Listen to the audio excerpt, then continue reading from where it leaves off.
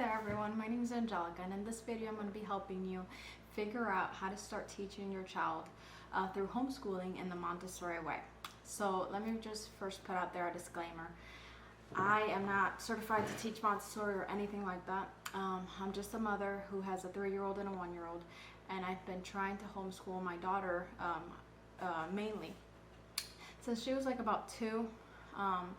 And you know, when I say homeschooling, obviously they're super young still, but kind of just starting to teach them the principles of preschool. So I've tried a couple different curriculums throughout like the last year or 2 with her, and just nothing was really sticking. You know, it was hard for me to maintain it because I had to like figure out what to do all the time. So then I did about 2 to 3 different curriculums with her, and just none of it was sustainable, especially after having my 2nd child. So recently, about a month ago, I started to look up how do we do homeschooling the Montessori way. I had done Montessori since both of the kids were born, kind of here and there, you know, never perfectly. But I had found out these principles of Montessori a long time ago, and because of that, it really helped me to see that it was a way to teach children and to play with kids that really taught them well and that really helped them experience things independently and try new things on their own without really having to focus too much on rules.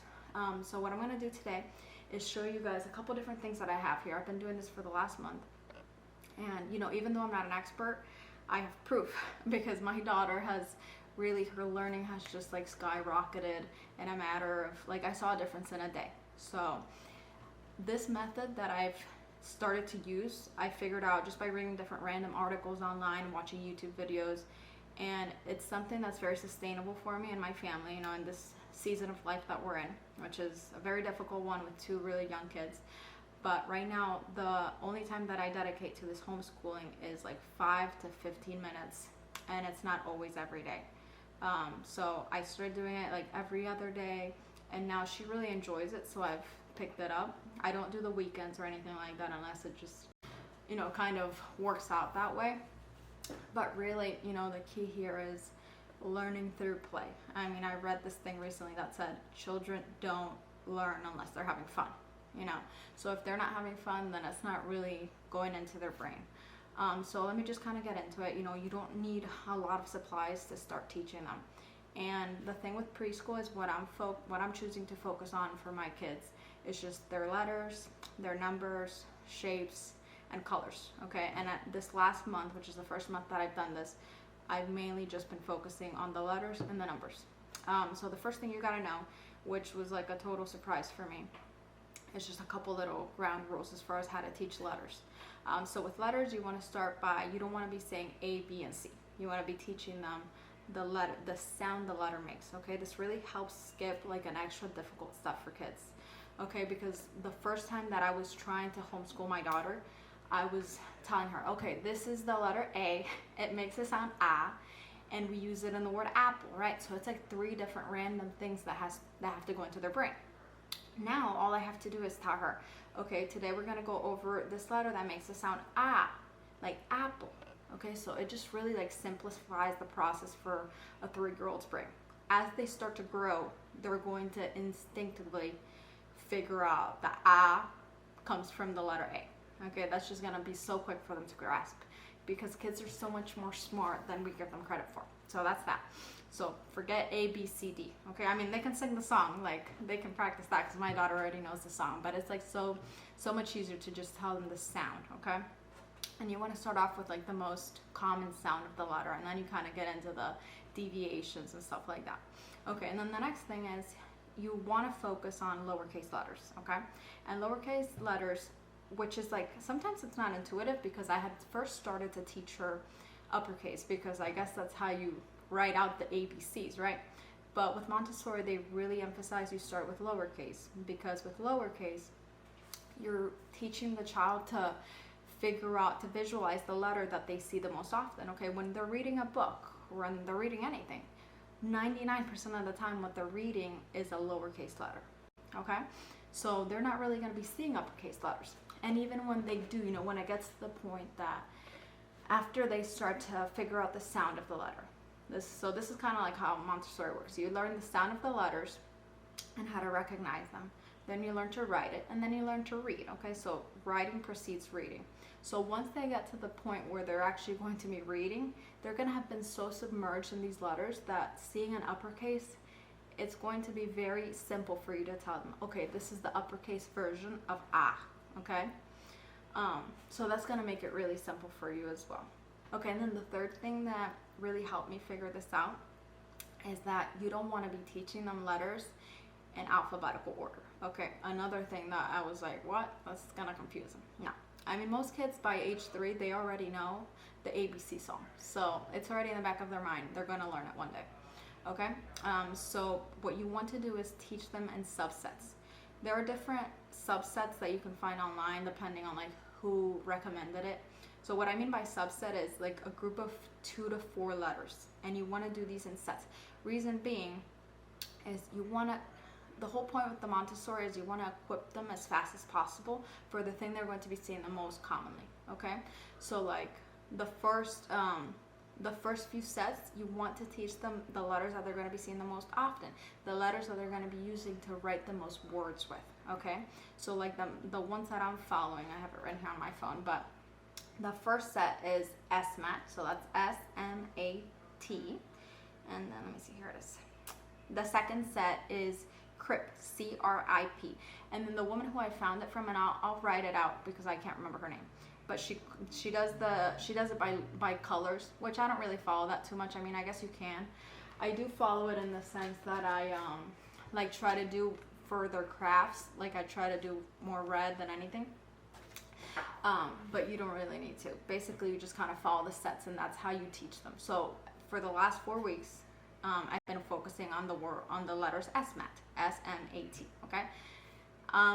It obviously depends on your child, like how long you stay on a set and move on to the next. Okay. For me, my goal is just to have my child recognize the letters, know their sounds, and figure out going from an item that starts with that letter to figuring out the sound. Okay, that's like enough for me. So I've noticed that like 3 weeks is probably like perfect. I can't remember if I did 3 or 4 weeks this month, but I mean, you're gonna notice when it's time to move on, you know, and you do want to kind of hit them every angle with these lessons. So that's kind of what I want to show you guys today. So hold on, let me tell you the next set. So it's SMAT for the first set. Second set is CRIP. Third set is BFOG. Then the fourth set is HJUL. Then DWEN. And then in the end, you have KQVXY and Z. Okay, so learning it this way really equips them fast to start making words on their own. Okay, and then I'm going to kind of talk about a couple different items that you can purchase to make it easier. Okay, so that's the thing with Montessori. You know, it's really in like social media culture and stuff like that with Montessori. It's buying a lot of stuff, honestly. And I mean, you can choose to like buy all the things and like spend a lot of money, or you can choose to buy very little. Obviously, you know, in this world, the more that you buy usually for these things, the more your child will learn. You know, that's the way it is. But I feel like I've gotten to a good point. I'm expecting some stuff in the mail, which I can do an unboxing for. But you know, I mainly found just stuff around my house. Okay, so let me start off with that. So let me show you guys kind of how I started. So how I started the whole homeschooling thing wasn't even with Montessori this month. I mean, I started with these worksheets that I made. There we go. So these worksheets I made,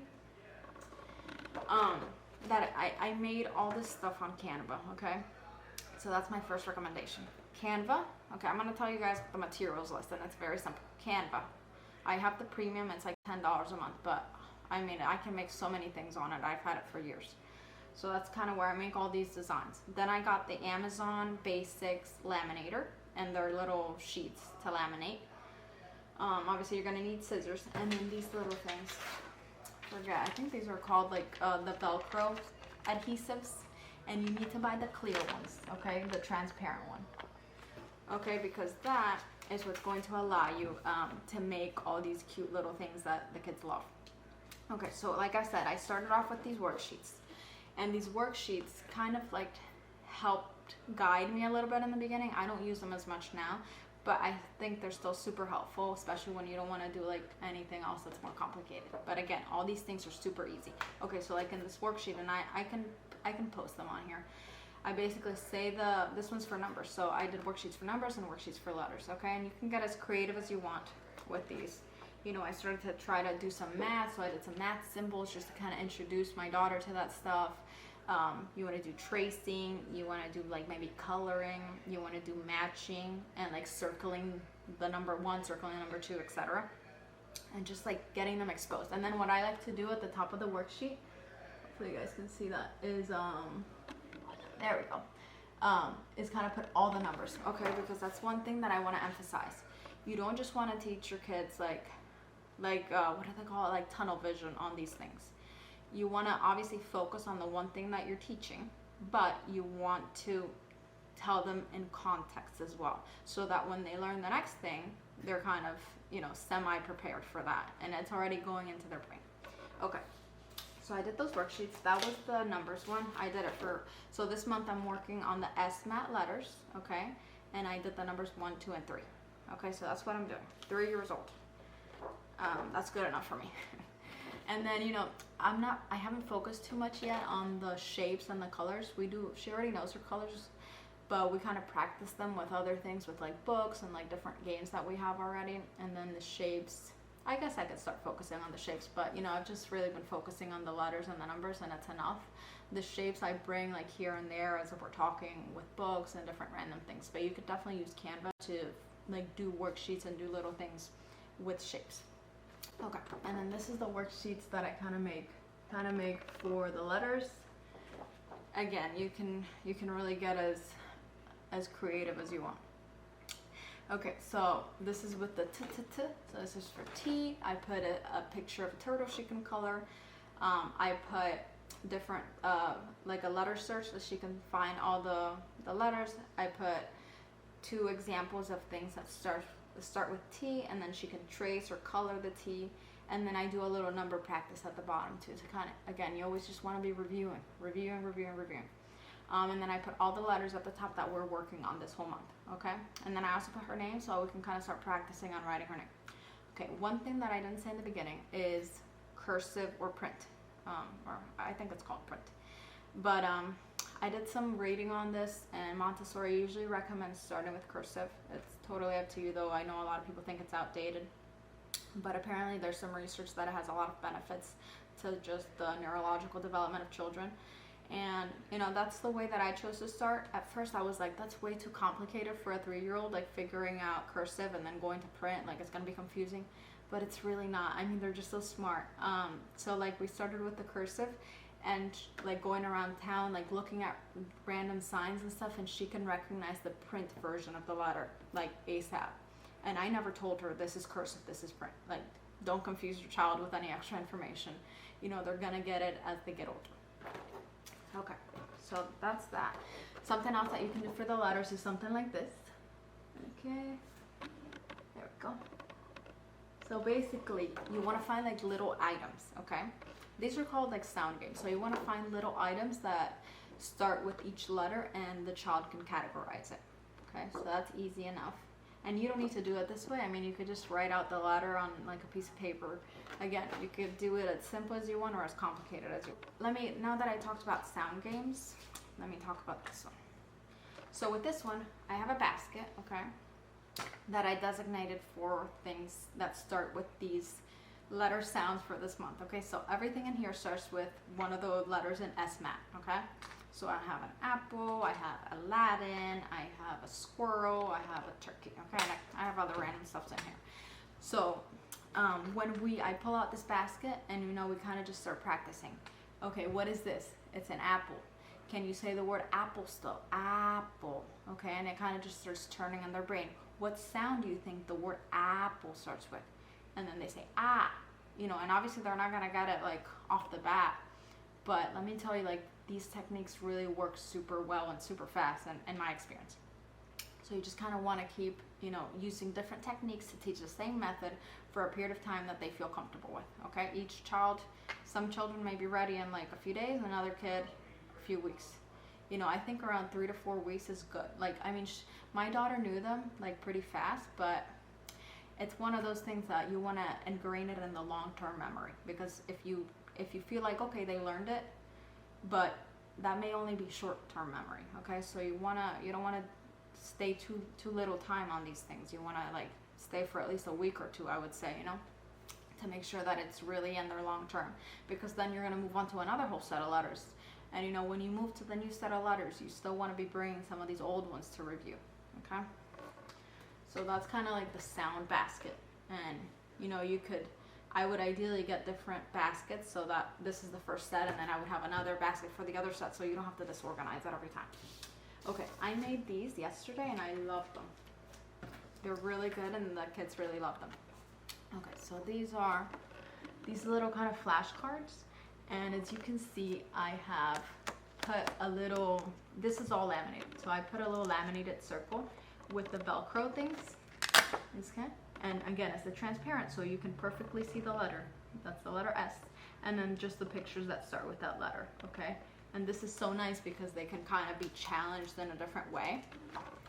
You know, like with a lot of these things, you want to do like different pathways of their brain. Okay, so with these flashcards, you tell them, okay, all these items begin with one sound. What sound do you think it is?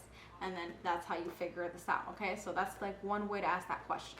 With the basket too, I like to do something called, or I guess it's a very popular game called I Spy. I Spy, you want to take out, and I actually have the blanket here. Okay, so you want to take out like some sort of little mat, or this is like a table placemat. Okay, you want to take that out, and you want to put these items. Okay, so we have turkey and sandwich, and then I would say, I spy with my little eye something that starts with the sound t-t-t. I spy with my little eye something that starts with the sound s. Okay, so that's kind of how you play that. Or again, you could just kind of practice it at first until they get comfortable. With the I Spy, you just want to start off with like 1 or 2 items on the placemat. Okay, make sure they're having fun the whole time. Don't overwhelm them. That's kind of the key here. Okay, and let me go on to this thing. So this is I found these things at the dollar store. Well, I had this bin, I don't know where I got it from, but the little trash bin, and again, this month is red, so that's kind of why I try to do little red things here and there. Okay, so it's just a little bin, and then basically it's just matching. Okay, just matching, so. Oh, here they are. One of my kids apparently put them all in the same bin. Okay, so I did little, again, all laminated, you know, like little flashcards. They're teeny tiny, and they can match. So these were fun in the beginning. These were like a really good way to start. And these are going to be great for review too, because I make it fast. Okay, so we have that. And I went over the worksheets. I kind of made a worksheet for like every letter, and we use it like quickly to review, or with like dry erase markers. It's really nice. Okay, and now let me go back to these. So these flashcards were really, really helpful. And they're going to be great for review, and for like, it's almost like little test taking flashcards, okay? But again, you always want to keep it fun. Always fun. Okay, so we have that. And then I did this one today as well. This was pretty simple.